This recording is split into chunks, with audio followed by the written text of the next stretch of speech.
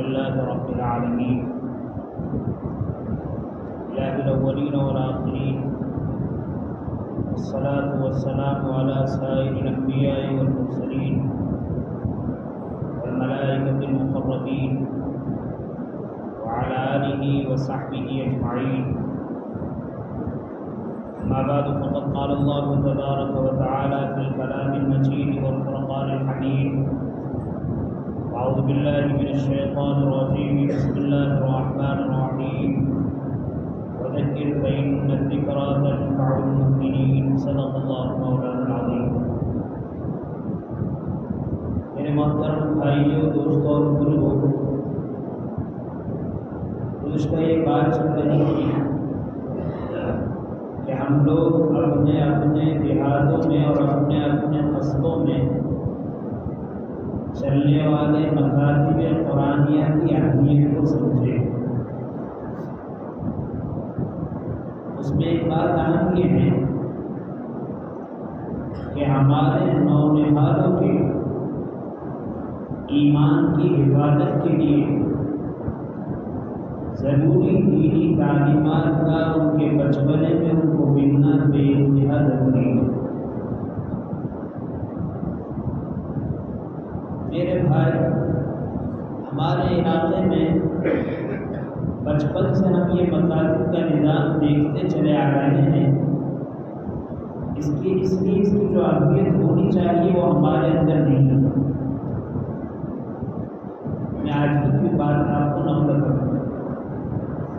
ہمارے ایک عالم دوست ہیں، ان سے میری ملاقات آج ہی ہوئی. وہ خود اپنا واقعہ بیان کرنے لگے کہ ہندوستان کے ایک شہر میں قصبے میں جانا ہوا، اور ایسے قصبے میں جانا ہوا جہاں ایسے علماء اور ایسے اہل اللہ پیدا ہوئے کہ کسی زمانے میں ان علماء کا، ان اہل اللہ کا خیر پورے عالم میں پہنچا، بلکہ ایسے قصبے میں پہنچنا ہوا کہ وہاں کے علماء کی تصانیف سے امت کے علماء آج بھی فائدہ اٹھا رہے ہیں.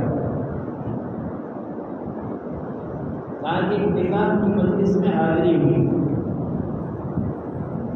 نکاح کے لیے جب بیٹھے تو 2 دلہے موجود تھے، مسلمان تھے، شکل و شباہت، وضاحت، لباس، چال چلن کسی چیز سے معلوم نہیں ہوتا تھا کہ وہ مسلمان ہیں. تو میں نے ان کا نکاح پڑھایا. مولانا کہنے لگے. نکاح پڑھانے کے بعد میں نے تنہائی میں ان دونوں میں سے ایک نوجوان سے پوچھا، پہلا کلمہ آپ جانتے ہیں؟ اس بستی کا وہ نوجوان کہنے لگا کہ میں پہلا کلمہ کہہ نہیں رہا. پہلا کلمہ. اور دوسرے نوجوان سے پوچھا تو اس نے پہلا کلمہ اس طرح پڑھا کہ نہ پڑھنے کے برابر. سمجھ میں نہیں آیا کیا یہ کہاں کی بات؟ ہندوستان کی بات، اور ایسے قصبے کی بات کہ جہاں سے پوری دنیا میں علوم اور روحانی فیض پہنچا. میرے بھائی، میں ہمیشہ عرض کرتا ہوں، لاجپور والی یہ بھرم میں تو ضرور ہے اللہ والوں کی بستی ہے، علماء کی بستی ہے، مشائخ کی بستی ہے. کڑوا نہ لگے تو میں یاد کروں اللہ والوں کی بستی تھی، مشائخ کی بستی تھی، علماء کی بستی تھی. اب ہم خالی خوش فہمی اور بھرم ہیں، اور اس خوش فہمی اور بھرم کا نتیجہ ہے کہ ہماری اس بستی میں بھی، چاہے اصل بستی کا رہنے والا ہو، چاہے ہندوستان بھر سے کسی بھی صوبے سے آ کر اس لاجپور میں رہنے والا ہمارا مسلمان بھائی ہو، آج بھی کئی بھائی ایسے موجود ہیں جن کو 5 کلمے یاد نہیں. ثنا، التحیات، درود شریف، اس کے بعد کی دعائے قنوت، نماز جنازے میں پڑھنے جانے والی دعا آج بھی ہمارے نوجوانوں میں سے بعضوں کو یاد نہیں. الحمدللہ اللہ کا فضل ہے کہ ان مکاتب قرآنیہ کی برکت سے بیشتر نوجوان واقع ہیں، لیکن کچھ آج بھی موجود نہیں۔ مجھے یاد کرنا ہے کہ ہماری بستی میں، ہمارے قصبے میں، ہمارے علاقے میں جو مکاتب قرآنیہ ہے اس کی اہمیت کو پہچانیں کہ جن بستی سے پورے عالم میں دین پھیلا اور علم پہنچا، روحانی فیض پہنچا، وہاں جب انہوں نے، وہاں کی بستی والوں نے اپنی اولاد کو مکتب سے محروم رکھا، مکتب سے دور رکھا، وہ شادی کے بعد، نکاح ہو جانے کے بعد کلمہ طیبہ نہیں پڑھ سکتے۔ میرے بھائی، نعمت کتنی ہی بڑی کیوں نہ ہو، اس کی حفاظت ضروری ہے، اور دیکھنے کے اعتبار سے کتنی ہی معمولی کیوں نہ ہو، حفاظت اس کی ضروری ہے۔ نعمت بڑی ہو یا دیکھنے کے اعتبار سے چھوٹی ہو، اگر اس سے غفلت برتی گئی تو یہ نعمت ختم ہو جائے گی، یہ نعمت سلب ہو جائے گی۔ اس لیے مجھے یاد کرنا ہے کہ ہمارا ہر نوجوان بھائی اور ہماری ہر نوجوان ماں بہنیں اور ہمارے ہر والدین اپنے بچوں کے بارے میں اتنا اپنے اوپر لازم کر لیں کہ ہمیں اپنے بچوں کو مکتب کے زمانے میں مکتب کی تعلیم سے، اسکول کی تعلیم سے ان کو آراستہ کرنا ہے، ان کو اس سے محروم نہیں رکھنا ہے۔ میں بارہا عرض کر چکا ہوں، آج اولاد کے سلسلے میں جتنی غفلت ماں باپ ہونے کے ناطے ہم اپنا رہے ہیں، شاید دنیا میں کوئی ایسا دور پہلے گزرا ہوگا کہ جہاں باپ ماں اپنے اولاد سے اتنے زیادہ تربیت کے سلسلے میں، تعلیم کے سلسلے میں غافل رہے۔ عام طور پر ہمارے خوشحال نوجوانوں کا حال یہ ہے کہ وہ اپنی رات کے اکثر حصے کو، بعد رات پوری رات کو اور بعد آدھی رات کو، ایک تہائی رات کو، دو تہائی رات کو غپ شپ میں، ادھر ادھر گھومنے میں، چوک چوراہوں پر بیٹھنے میں اور ادھر ادھر کی تفریح میں، یا اس کے بعد اپنے گھر میں بیٹھے ہوئے انٹرنیٹ اور موبائل میں اپنی راتوں کو تباہ و برباد کرتے جا رہے ہیں۔ میں نسلوں کی بات نہیں کرتا، میں اولاد کی بات نہیں کرتا، میں تو سمجھدار بڑی ماں باپ کی بات کرتا ہوں۔ آج ان ماں باپ کا مشغلہ یہ ہے، اس مشغلے کی وجہ سے صبح خود جلدی اٹھ نہیں پاتے، نہ اپنی اولاد کو اٹھانے کا فکر ہے، نہ ان کو تیار کرنے کا فکر ہے، نہ ان کو وقت پر مکتب بھیجنے کا فکر ہے۔ میرے بھائی، یہ وہ دور ہے جو غنیمت والا دور ہے، جس دور میں کوئی پریشانی نہیں ہے، کوئی رکاوٹ نہیں ہے، کوئی ممانعت نہیں ہے، ہر شخص جلدی سو سکتا ہے، جلدی اٹھ سکتا ہے، اپنی اولاد کو محبت سے جلدی اٹھا سکتا ہے، تیار کر سکتا ہے، مکتب بھیج سکتا ہے۔ اس نعمت کی قدر کر لو۔ اللہ وہ دن ان آنکھوں پر نہ دکھائے کہ ماں باپ اپنی اولاد کو مکتب بھیجنا چاہے نہ بھیج سکے، علم دینا چاہے نہ دے سکے، تربیت کرنا چاہے نہ کر سکے، اپنے آنکھوں کی ٹھنڈک بنانا چاہے نہ بنا سکے، اور پھر ہاتھ اٹھا کر آنسوؤں سے نہیں، خون کے آنسوؤں سے رو اور تمہاری دعا تمہارے سر پر مار دی جائے۔ نعمت کی ناقدری اللہ کے یہاں بہت ناپسندیدہ ہے۔ لئن شکرتم لأزیدنکم ولئن کفرتم ان عذابی لشدید۔ لہذا میں ہر ماؤں سے اور ہر بھائیوں سے عرض کروں گا، ہم نے اپنی زندگی کو گنوا دیا، اپنی زندگی کو تباہ و برباد کر دیا، لیکن ہمارے آباء و اجداد کی محنت تھی، ان کی دعائیں تھیں، ان کا خلوص تھا، پیشانیاں سجدے میں رگڑ کر انہوں نے شاید دعائیں کی تھی۔ آج ٹوٹا پھوٹا دین ہمارے اندر محفوظ ہے، ٹوٹا پھوٹا ایمان ہمارے پاس موجود ہے۔ میرے بھائیوں، اگر ہماری آنے والی نسلوں کی ہم نے فکر نہیں کی اور جو غفلت اس وقت ہے، اسی غفلت پر ہم رہے، ایسے فرق میں نہ رہنا۔ مسلمان گھرانے میں پیدا ہوئے ہیں، مسلمان رہیں گے، نام پہ تو مسلمان رہ سکتے ہیں، دین و ایمان سے ہماری نسلیں کب سے ہاتھ دھو بیٹھے۔ اس لیے میں پھر عرض کروں گا، اپنی روش کو بدل دیجیے، اپنے طور و طرز کو بدل دیجیے، زندگی گزارنے کی اسٹائل کو بدل دیجیے، اور خود جلدی سونے کا اور اپنی اولاد کو جلدی سلانے کا اہتمام کریں۔ دیکھو میں پہلے بھی آپ سے کر چکا ہوں، ہمارے اندر اگر 100% تقویٰ ہوگا تو ہماری آنے والی نسلوں میں 80% آئے گا، 100% نہیں آئے گا۔ اور اس کا الٹا بھی یاد رکھو، ہمارے اندر اگر بدماشی اور شرارت 80% ہے تو ہماری اولاد کے اندر 100% آنا لازم ہے۔ یہ الٹا معاملہ ہے۔ خیر دھیرے سے پہنچے گا، شر جلدی پہنچے گا۔ آپ صلی اللہ علیہ وسلم کی دنیا سے تشریف لے جانے کے بعد قیامت جتنی قریب ہوتی چلی جائے گی، حالات کی اس طرح تبدیلی آتی چلی جائے گی، خیر میں کمی ہوتی رہے گی، شر میں بڑھوتری ہوتی رہے گی۔ لہٰذا اگر ہمارے اندر 80% دینداری ہے، ہماری اولاد کی 5% آئے گی۔ فکر کے ساتھ، محنت کے ساتھ، دعاؤں کے ساتھ، ان کے اوقات کی حفاظت کے ساتھ یہ چیز ہوگی۔ اور اگر یہ نہیں ہے تو میرے بھائی کو بگاڑنے کی ضرورت نہیں ہے، وہ خود بگڑ جائے گی، وہ ہمارے ہاتھوں سے نکل جائے گی، وہ ہمارے قابو سے نکل جائے گی، اور دیکھنے کو کہنے کو بھی مسلمان نہیں رہے گا۔ اور آج پھر عرض کرتا ہوں، ایک دھوکہ ہمیں یہ ہوا ہے، ہم نے یہ سمجھا کہ ہمارا طالب علم، ہماری اولاد، ہمارا نونہار بچہ اور بچی مکتب چلے گئے اور آگے روزانہ پڑھ رہے پابندی سے۔ اس طرح مکتب سے غفلت کرنے والدین ہیں، وہ خوش فہمی میں مبتلا ہے کہ گاؤں میں مکتب چل رہا ہے، بچہ کبھی کبھار جاتا ہے۔ میں ان ماں باپ سے بھی کہوں گا، چاہے آپ کا بچہ پابندی سے جا رہا ہو، چاہے آپ کا بچہ مکتب پر جا کر مکتب پر آ رہا ہو، چاہے آپ کا بچہ آپ کے سامنے سبق پڑھ رہا ہو، یا آپ کے کسی فرد گھر کے کسی فرد سے وہ سبق پڑھ رہا ہو، سیکھ رہا ہو، غفلت میں نہ رہنا کہ ہماری اتنی محنت، ہماری اتنا جدوجہد، ہمارا اتنا مجاہدہ ان اولاد کی ایمان کی حفاظت کے لیے کافی ہے، غفلت میں نہ رہے۔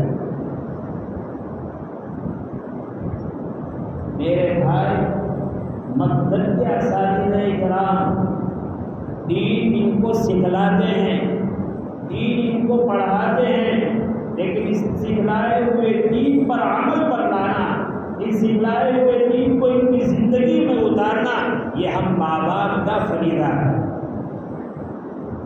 یہ ہم ماں باپ کی ذمہ داری ہے۔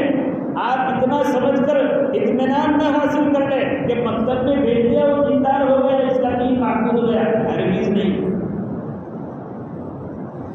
آپ اس کو سمجھے اچھی طرح، آپ نے اپنے بیٹے کو مکتب میں بھیجا، مکتب میں بچہ قرآن پڑھ رہا ہے، دین کی کتابیں پڑھ رہا ہے، تعلیم الاسلام اور دینی تعلیم دوسرے رسائل پڑھ رہا ہے، اس میں جو اسلامیات اس کو سکھایا جا رہا ہے، ایک مسلمان انسان کس طریقے سے زندگی گزارے وہ اس کو سکھایا جا رہا ہے، یہ تو اس کے کانوں میں ڈالا جا رہا ہے، اس کو پڑھایا جا رہا ہے، اس کو سکھایا جا رہا ہے۔ پڑھنے سے، سیکھنے سے، پڑھانے سے اس پر عمل کرنے والا بن جائے یہ مشکل ہے۔ عمل کے لیے تو ماحول کی ضرورت ہے، جب ماحول ہوتا ہے تو عمل آسانی سے وجود میں آتا ہے، اور ماحول نہیں ہوتا تو مصیبت کے بعد وجود میں آتا ہے، بلکہ بعض مرتبہ مصیبتوں کے بعد بھی وجود میں آنا مشکل ہو جاتا ہے۔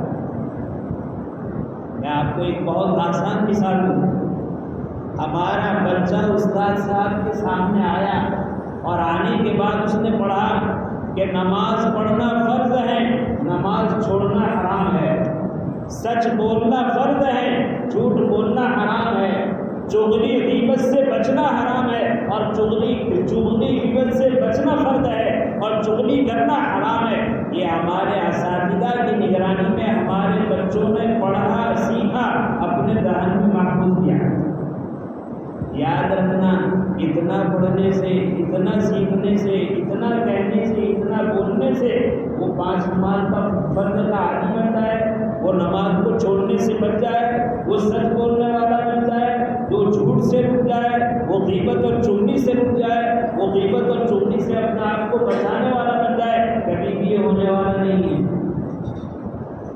جب 2-3 گھنٹوں کی تعلیم میں انہوں نے دین سیکھا ہے، اب ماحول گھر میں ہمیں دینا پڑے گا، لہٰذا کیا گھر میں دینا پڑے گا؟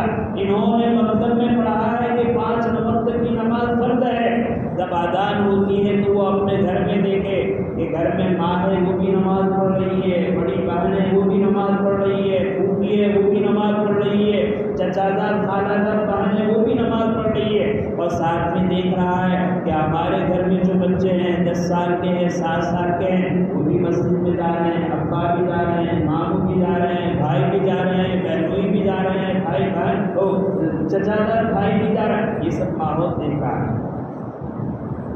تو یہ ماحول اس کو ایک تو اس کا عقیدہ پختہ کرے گا، نماز فرض ہے اور نماز کو چھوڑنا حرام ہے۔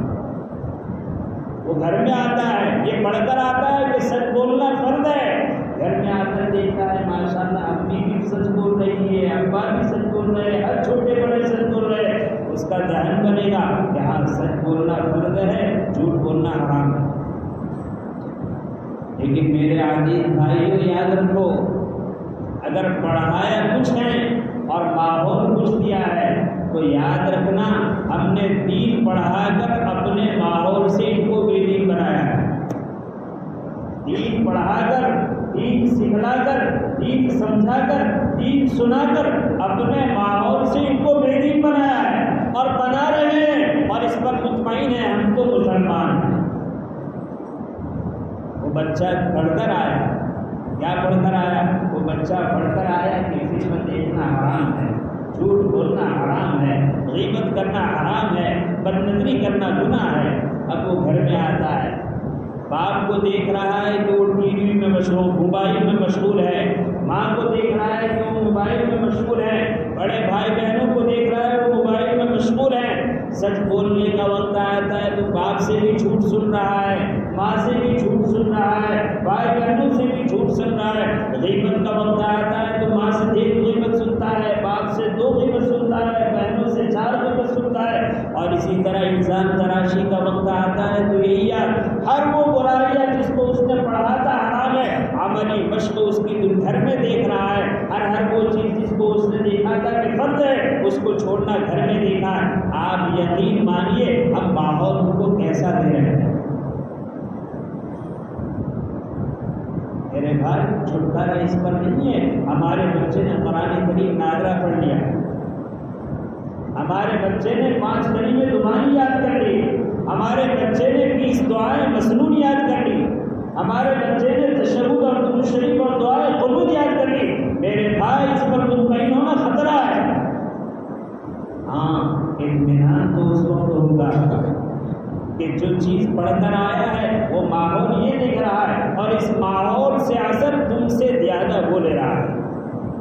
جس نیکیوں کے ماحول کو، جس اچھائی کو، جس خیر کو اس نے مکتب میں پڑھا ہے، اس خیر کے نقشوں کو اپنے بڑوں کے عمل سے وہ گھر میں دیکھ رہا ہے، اس بڑوں کے عمل سے ماحول کو دیکھ رہا ہے اور اس ماحول کا اثر ہم سے زیادہ لے رہا ہے۔ یہ اطمینان کا وقت ہے کہ ماشاءاللہ ہمارا بچہ مدرسے میں دین سیکھ کر دیندار بن رہا ہے۔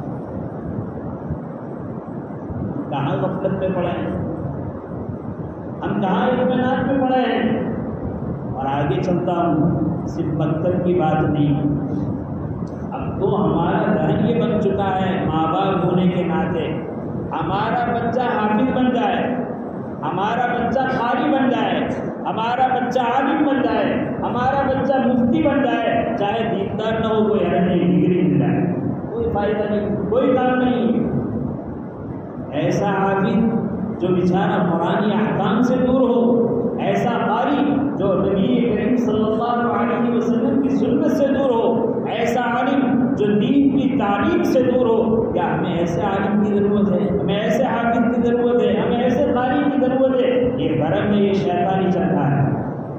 لہذا ہمیں سب سے پہلے یہ سوچنا ہے کہ ہمیں اپنی اولاد کو دیندار بنانا ہے، چاہے دینداری کے ساتھ حافظ نہیں برداشت ہے، دینداری کے ساتھ عالم نہیں برداشت ہے، دینداری کے ساتھ قاری نہیں برداشت ہے۔ ہاں اگر دینداری بھی ہے تو حافظ بھی ہے، اللہ اکبر، دینداری بھی ہے، قاری بھی ہے، نور علی نور، دینداری بھی ہے، عالم بھی ہے، الحمد الحمدللہ ثم الحمدللہ، دینداری بھی ہے اور مفتی بھی ہے، ماشاء اللہ، اللہ اکبر، کیا کہیں۔ ہمیں ایسے بچوں کو اپنے گھر میں اپنے اچھے ماحول سے تیار کرنے کی ضرورت ہے۔ بہت بڑے دھوکے میں، بہت بڑے گھاٹے میں اور بہت بڑے خسارے میں آج ہمارا وہ طبقہ جو اپنی اولاد کو مدرسوں میں لگا کر، جو اپنی اولاد کو دعوت میں لگا کر، جو اپنی اولاد کو خانقاہ میں لگا کر وقتی تفریح کے بعد مطمئن ہو جاتا ہے، اس سے بڑے خطرے کی کوئی چیز نہیں۔ اس لیے کہ جن اولاد نے اپنی ماں باپ کو، جن ماں باپ نے اپنے اولاد کو مکتب سے دور رکھا، خانقاہوں سے دور رکھا، تبلیغ سے دور رکھا، وہ تو جانتا ہے کہ میں نے اپنی اولاد کو برباد کر دیا۔ لیکن جنہوں نے ان بننے کی جگہ پر حوالے کر کر تربیت کی فکر نہیں کی، بنانے کی فکر نہیں کی، وقت کو ضائع کر دیا، وہی نہیں سمجھتا ہے میں نے تو ضائع کر دیا، وہ سمجھتا ہے میں نے تو بنا دیا۔ جو بنا ہوا نہیں ہے اس کے بارے میں یہ تصور ہے کہ بگڑا ہوا ہے، یہ تصور تو صحیح ہے، لیکن جو بنا ہوا ہے، بنایا گیا ہے اور بنانے کے بعد بھی بگڑا ہوا ہے، اس کے بارے میں یہ تصور بن گیا ہے، اس سے بڑی ہلاکت اور اس سے بڑی بیوقوفی اور نادانی کوئی نہیں۔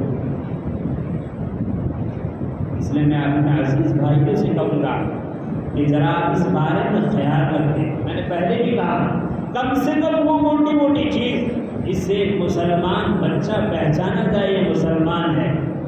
اس کے سر کے، اس کے بدن پر جو پاجامہ ہے وہ پاجامہ ٹخنوں سے اوپر ہو، اس کے بدن پر جو کپڑا ہے مدرسے میں آتا ہے کفنی اور کرتا ہو، اس کے سر پر ٹوپی ہو اور اس کے بعد شرعی طور پر ہو، اس کی داڑھی شرعی طور پر ہو۔